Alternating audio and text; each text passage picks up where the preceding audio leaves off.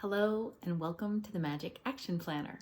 I created these simple to use pages to help you get clear on your creative desires and take consistent inspired action to move forward with your creative dreams day after day and week after week, rather than once in a blue moon or not at all.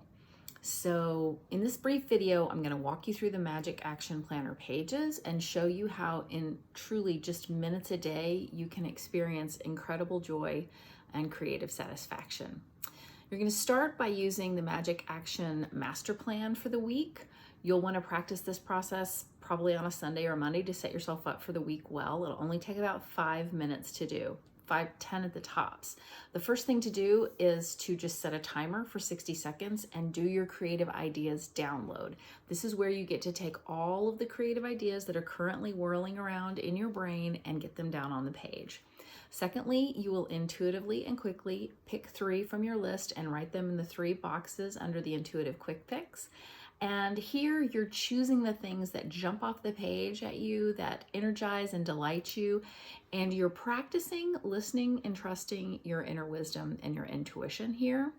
And when your brain sees the 3 choices in the 3 boxes versus the 12 or 22 that maybe were on your original list, it will start to calm down. It's much easier to make a decision from 3 options. And next, you'll once again look at those 3 options, check in with your intuition, and select the choice that really calls to you, lights you up, energizes you. And that's the one you'll begin with. Now, I'm not asking you to say goodbye to the rest of your choices forever and ever. This is just for a week. This process will help you practice learning how to make decisions, how to commit to that decision, accomplish the goal that you set, and experience that wonderful creation completion energy. So the third part of your creating your master plan is to take the creative idea or endeavor that you chose and narrow it down and write as many delightfully doable steps as you can come up with that you will need to, want to, get to, take to have that step happen. Now, when I say delightfully doable, I want you to practice coming up with steps that are so incredibly doable, they almost make you laugh. Laughably doable steps.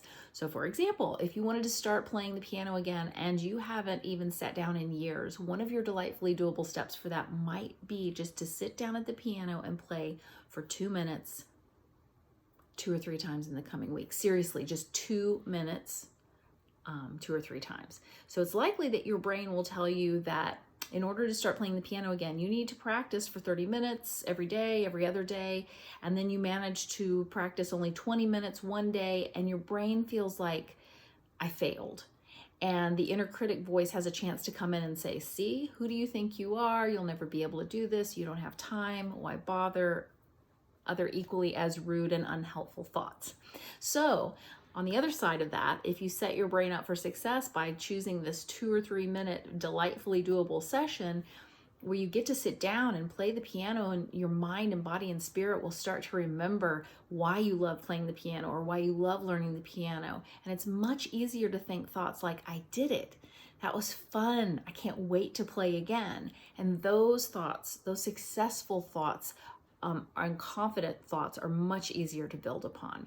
So it's totally normal if you're not practiced in the art of coming up with these delightfully doable steps. We live in a society that praises bigger, better, faster now, but it will become easier with practice. One more thing I want you to be aware of is that sometimes your mind will want to offer something that might sound like a small step at first blush.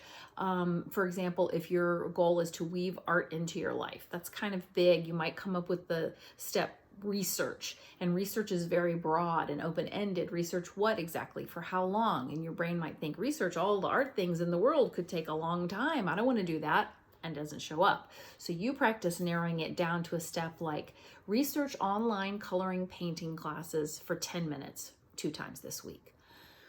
Once again, your brain will breathe a sigh of relief and say, okay, that I can do. Okay, now that you've you've completed the first part of your Magic Action Master Plan. You're ready to use the daily pages. So you can print these pages out to use, or they're also fillable out on a PDF. So if you want to fill them out online, you can. But I like to write by hand personally. So either using a journal with this format or printing the pages will be good.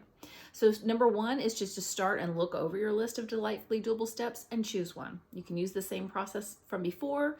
You can pick like randomly. You can pick the one that jumps off the page at you. You can use a pendulum if you want to, however you want to decide, just pick one. And then you get to number two, ask yourself which emotion you would like to feel while you're taking that step. So for instance, you might want to feel confident when you write a new blog post. And then the next step is to pick 3 thoughts that would help you to fuel that feeling of confidence. So examples might be, I know what I'm doing. I've done this in the past. People have told me they really like my blogs. I love writing. Those thoughts, any thoughts that will support the emotion that you choose.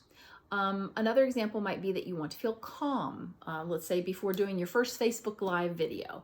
So thoughts that might fuel calmness when you're taking the small steps to do your Facebook Live video are, it's not the end of the world if I don't get this right the first time, or I'm just learning how to do this, or I'm not going to let this freak me out, or this is just for fun. All of those thoughts would help to fuel feelings of calmness. So number 4, you'll complete the permission statement and remember your why. For example, you might say, I might say, I hereby give myself permission to play piano and sing for 10 minutes because it's a wonderful way for me to release stress and have fun.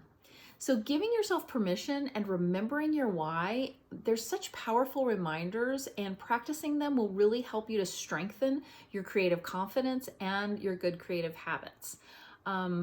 As a bonus, I have added what I call my 3 magic action questions, and they are so great to use whenever you feel resistance or avoidance or overwhelm or fear, uncertainty, doubt, anything that's keeping you stuck. And the first one is, how can I make this easier or more doable? And though this will be unique to every person and every situation, of course, some examples of how to make things easier could be using a timer, could be to delegate something. It could be to set up a basket or a cart to keep all of your supplies in. Anything that would make something easier or more doable. The second question is, how can I make this more fun or at least enjoyable? That might be listening to a podcast or listening to music, inviting a friend to have a creative play date, opening a window, lighting a candle, using colorful gel pens to do your magic action pages, or choosing a beautiful journal to use. The third magic action question is, how can I make this more meaningful or add meaning to it? And again, this is going to be very different for each person, but it could be as simple as realizing I'm taking steps to do something that's been in my heart and mind that I've wanted to do for a really long time, and there's meaning in that. Or I want to be an example for my daughter. I want to be an example for the other people in my life. That could add meaning to what you choose for your step. So the last step is to celebrate. Even if it's a very simple celebration, something as simple as writing down, yay, I did it, or nice job, or see, I didn't die when I did my first Facebook Live. It's actually really important to stop and not just check things off the list and move on to the next thing, but just give ourselves a moment of grace and appreciation and acknowledgement. That's another thing that will fuel that feeling of success, and that will help us to want to show up the next day, use the planner pages again, and continue to take our small steps. So honestly, by using the Magic Action Planner pages just like 5 minutes a day, you take your brain for the complete process where you consciously take the things, in the first of the week that are all swirling around up here, and you get them down onto a page. And then you narrow down in and you focus in and you make a choice, and it frees your brain up. You've made a choice for the week, so that gets to be the one thing that you're really using these pages to focus on at first as you're learning these techniques. And you choose steps that are so delightfully doable that you can't fail. You decide ahead of time how you want to feel while you're taking that steps, and you choose the thoughts that are going to help fuel that feeling. So empowering. Rather than just, having the thoughts come up without you intentionally putting them there first. And you'll give yourself permission and remember your why you want to do this in the first place, which, believe it or not, can often get lost in the jumble of all the other thoughts that we have in our mind. So when you take that final step of simply acknowledging and celebrating yourself, it's a beautiful way to put the cherry on top of that. So over time, what happens is you'll really build that success energy naturally and consistently. The more you take the 5 minutes to use the planner pages, and then you will just rinse and repeat and download, decide, and do. Download, decide, and do. Maybe at first you're only using the process once in a day, and that's fine. But maybe you use it once in a day and it feels so good that you're like, I want to go back and pick another step and go through this process again. And then you find yourself using it 2 or 3 times a day. That's fantastic. But the point is to just start small. Start trying to use it for one decision, one small step a day, so you can organically build on that. And it will start to have a ripple effect, I promise you, in other parts of your life and other creative endeavors. So this is something that I've been wanting to create for my clients and for you for a long time, and I'm thrilled that I've finally put it together for you. I want to hear from you. I want to hear what's working. I want to hear if you're getting stuck somewhere. I want to hear your successes as you work to enjoy more creative joy and fulfillment in your life. So just drop me a line and via email, and I will get back to you as soon as possible. And mainly, I hope that you have a wonderful time creating magic action in your creative life.